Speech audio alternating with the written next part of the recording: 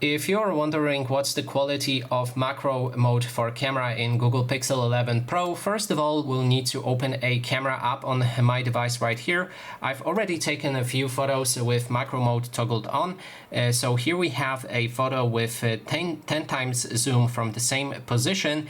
Then we have another photo with 5 times zoom. This one is 2 times zoom, but I've closed up my no, this one is 2 times zoom. This is just a copy. Let me remove it.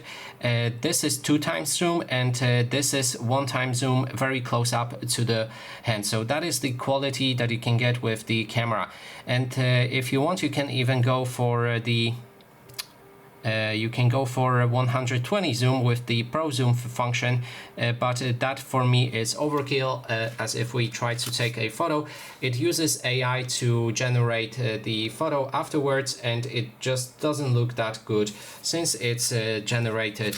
Here's the photo that I've just taken. It needs to process.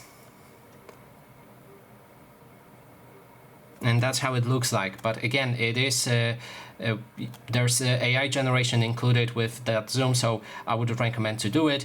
The best way is to just get to 10 times zoom if you want the best quality for your macro photos. And that is basically everything. Thanks so much for watching.